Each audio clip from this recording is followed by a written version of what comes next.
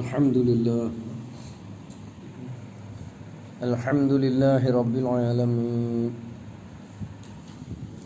اللهم صل على محمد وعلى آل محمد.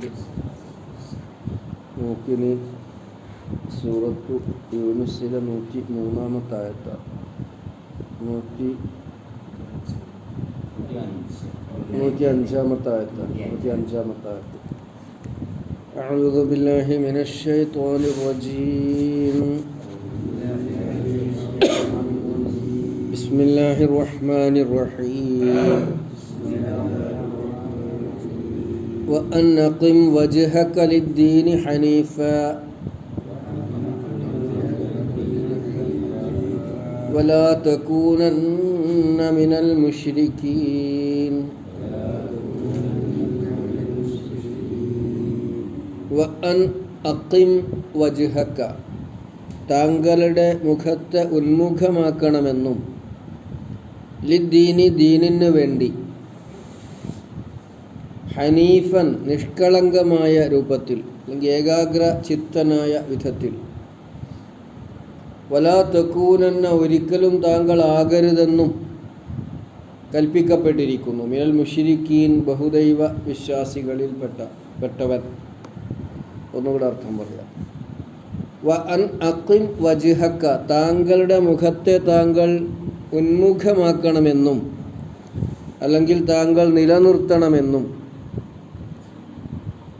കൽപ്പിക്കപ്പെട്ടിരിക്കുന്നു. ഉമിർത്തു എന്ന മുൻ സൂക്തത്തിലേക്ക് ചേർത്ത് വേണം മനസ്സിലാക്കാൻ. വ ഉമിർത്തു അൻ അകൂന മിനൽ മുഅ്മിനീൻ, ഞാൻ മുഅ്മിനികളിൽ പെടണമെന്ന് കൽപ്പിക്കപ്പെട്ടിരിക്കുന്നു. അതേപോലെ കൽപ്പിക്കപ്പെട്ടതാണ് അൻ അഖിം വജ്ഹക ലിദ്ദീനി, ദീനിന് വേണ്ടി താങ്കളുടെ മുഖത്തെ ഉന്മുഖനാക്കണമെന്നും അഥവാ ദീനിന് വേണ്ടി നിലകൊള്ളണമെന്നും, ഹനീഫൻ, അത് നിഷ്കളങ്കമായ വിധത്തിൽ അല്ലെങ്കിൽ ഏകാഗ്രചിത്തനായ വിധത്തിലായിരിക്കണമെന്നും ഞാൻ കൽപ്പിക്കപ്പെട്ടിരിക്കുന്നു. വലാ തകൂനന്ന, താങ്കൾ ആകരുതെന്നും ഞാൻ കൽപ്പിക്കപ്പെട്ടിട്ടുണ്ട്. മിനൽ മുശ്രിക്കീൻ, ബഹുദൈവ വിശ്വാസികളിൽപ്പെട്ടവർ. അർത്ഥം സ്പഷ്ടമാണ്. അഖിം വജ്ഹക, ഇഖാമത്തുദ്ദീൻ, ഇഖാമത്തു സ്വലാ എന്നൊക്കെ പറയുന്നുണ്ടല്ലോ. നമസ്കാരത്തെ നിലനിർത്തുക അല്ലെങ്കിൽ സ്ഥാപിക്കുക, ദീനിനെ നിലനിർത്തുക, ദീനിനെ സ്ഥാപിക്കുക, ഇതൊക്കെ ഖുർആൻ പ്രയോഗിച്ചിട്ടുള്ള പ്രയോഗങ്ങളാണ്. അതേമാതിരി ഖാമ യഖൂമു എന്നുണ്ടായ വാക്ക് തന്നെയാണ് ഇഖാമത്ത്, അതിൻ്റെ കൽപ്പനയാണ് അഖിം. ഖാമ യഖൂമു, ഖിയാമത്ത് എന്നുള്ളതിനുണ്ടാണ് വാക്കാണ്, അല്ലെങ്കിൽ ഖിയാം എന്നുള്ളതിനുണ്ടാണ് വാക്കാണ് അഖിം. അഖീമു എന്നാകുമ്പോൾ അതിൻ്റെ ബഹുവചനമാകും. വ അൻ അഖിം, താങ്കൾ നിലനിർത്തണമെന്നും അല്ലെങ്കിൽ താങ്കൾ നടപ്പാക്കണമെന്നും അല്ലെങ്കിൽ താങ്കൾ സ്ഥാപിക്കണമെന്നും താങ്കൾ ഉന്മുഖനാകണമെന്നും ഒക്കെയാണ് അപ്പോൾ യഥാർത്ഥം കിട്ടുക. അഖിം, താങ്കൾ നിലകൊള്ളുക. എന്തിനു വേണ്ടി നിലകൊള്ളണം? വജ്ഹക, താങ്കളുടെ മുഖത്തെ നിലകൊള്ളിക്കുക അല്ലെങ്കിൽ നിലനിർത്തുക, അല്ലെങ്കിൽ താങ്കൾ സ്ഥാപിക്കുക, അല്ലെങ്കിൽ താങ്കൾ ഉന്മുഖനാവുക. വജ്ഹക, താങ്കളുടെ മുഖത്തെ ഉന്മുഖനാക്കുക എന്ന അതൊരു പ്രയോഗമാണ്. മുഖം എന്ന് പറയുന്നത് മനുഷ്യൻ്റെ ഒരു വ്യക്തിത്വത്തിൻ്റെ പ്രത്യക്ഷത്തിൽ കാണുന്ന അടയാളം എന്നുള്ള നിലക്കാണ് അങ്ങനെ പറയുന്നത്. വജ്ജഹത്തു വജ്ഹിയ ലില്ലദീ ഫതറ സ്സമാവാതി, എൻ്റെ മുഖത്തെ തിരിച്ചു പറഞ്ഞാൽ എൻ്റെ മുഖം അങ്ങോട്ട് തിരിഞ്ഞാൽ മതി എന്നല്ലല്ലോ അതിൻ്റെ അർത്ഥം. ഞാൻ അള്ളാഹുവിലേക്ക് ഉന്മുഖനാണ്. വജ്ജഹത്തു വജ്ഹിയ ലില്ലദീ ഫതറ സ്സമാവാതി വല്ലാഹു, ആകാശഭൂമികളെ സൃഷ്ടിച്ചവനായ അള്ളാഹുവിലേക്ക് ഞാൻ തിരിയുന്നു എന്നാണല്ലോ അതിൻ്റെ അർത്ഥം. അതാണ്, അല്ലാതെ എൻ്റെ മുഖം തിരിയുന്നു എന്നല്ല. അപ്പോൾ അതേമാതിരി ഒരു പ്രയോഗമാണ് വ അൻ അഖിം വജ്ഹക ലിദ്ദീനിന് വേണ്ടി നിലകൊള്ളുക. അതാണ് പ്രവാചകരെ, അങ്ങ് ദീനിന് വേണ്ടി നിലകൊള്ളുന്നവനാകണം, അല്ലെങ്കിൽ ദീനിന് വേണ്ടി ഉന്മുഖനായിരിക്കണം. ഹനീഫൻ, ഹനീഫായിട്ട്.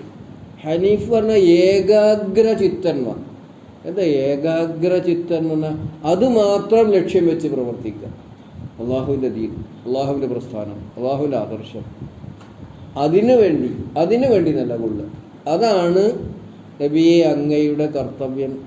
ഒരുപാട് ആരോപണങ്ങളുണ്ട്, എതിർപ്പുകളുടെ ഒരു വല്ലാത്ത ഒരു അവസ്ഥയുണ്ട് നാട്ടിൽ. അതൊക്കെ ശരിയാണ്. പക്ഷേ അതിനൊന്നും വഴങ്ങരുത്. താങ്കൾ അള്ളാഹുവിൻ്റെ ദീനിന് വേണ്ടി നിലകൊള്ളണം. ഹനീഫൻ, നിഷ്കളങ്കമായിട്ട്, നിഷ്കപടമായിട്ട്, കാപട്യമില്ലാതെ അല്ലെങ്കിൽ കളങ്കമില്ലാതെ അള്ളാഹു എന്ന ലക്ഷ്യം വെച്ചുകൊണ്ട്, അള്ളാഹുവിൻ്റെ ദീനിൻ്റെ പ്രയോഗവൽക്കരണം എന്ന ലക്ഷ്യം വെച്ചുകൊണ്ട് അതിൻ്റെ പ്രബോധനം, അതിൻ്റെ പ്രചരണം, അതിലേക്ക് ആളുകളെ ആകർഷിക്കുക, അതിനെ ആളുകളിലേക്ക് എത്തിച്ചു കൊടുക്കുക, ഈ ലക്ഷ്യം വെച്ചുകൊണ്ട് വേണം താങ്കൾ മുന്നോട്ട് നീങ്ങാൻ. അതാണ് വഅൻ അഖിം വജ്ഹക ലിദ്ദീനി, താങ്കളുടെ മുഖത്തെ താങ്കൾ ദീനിന് വേണ്ടി ഉന്മുഖനാക്കുക. അതായത് ബഹുദൈവത്വത്തിൻ്റെ എല്ലാ സ്വഭാവങ്ങളിൽ നിന്നും, എല്ലാ വിശദാംശങ്ങളിൽ നിന്നും, അതിൻ്റെ എല്ലാ ഛായകളിൽ നിന്നും അകന്ന് ഏകാഗ്രതയോടുകൂടി അള്ളാഹുവിൻ്റെ ദീനിലേക്ക് മാത്രം, അല്ലെങ്കിൽ ദീനിന് വേണ്ടി മാത്രം ലക്ഷ്യം വെക്കുക. അതാണ് ബഹുദൈവത്വത്തിൻ്റെ എല്ലാവിധ ലാഞ്ചനകളിൽ നിന്നും ശുദ്ധനാകണം. എന്നിട്ട് അള്ളാഹുവിൻ്റെ ദീൻ എന്ന ലക്ഷ്യത്തിലേക്ക് മാത്രം, അള്ളാഹുവിൻ്റെ ദീനിനെ ലക്ഷ്യം വെക്കുക പറഞ്ഞാൽ എന്താണ്? ദീനിനെ ഈ നാട്ടിലുണ്ടാക്കിയെടുക്കണം, അതിനെ ജനങ്ങൾക്ക് മനസ്സിലാക്കി കൊടുക്കണം, അതിനെ പ്രബോധനം ചെയ്യണം. ഇങ്ങനെ അതാണ് വഅൻ അഖിം വജ്ഹക ലിദ്ദീനി ഹനീഫൻ.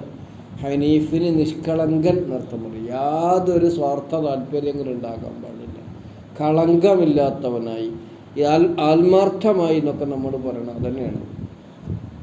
പിന്നെ വലാ തകൂനന്ന, ഒരിക്കലും താങ്കളായിത്തീരരുത്, മിനൽ മുശ്രിക്കീൻ, മുശ്രിക്കീങ്ങളിൽപ്പെട്ടവരായിത്തീരരുത്, മുശ്രിക്കീങ്ങളിൽപ്പെട്ടവരായിത്തീരാൻ പാടില്ല.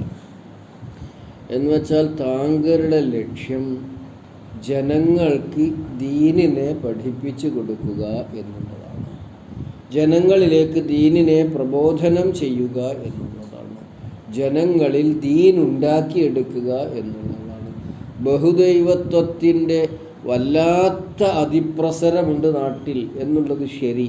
പക്ഷെ അതിലേക്ക് ഒരു തരത്തിലും താങ്കൾ ചായാൻ പാടില്ല എന്നാണ്. അടുത്ത ആയത്തും കൂടി അതിനോട് ബന്ധപ്പെട്ടത് തന്നെയാണ്. ഇൻഷാ അല്ലാഹ് നമുക്ക് അടുത്ത ദിവസം പറയാം.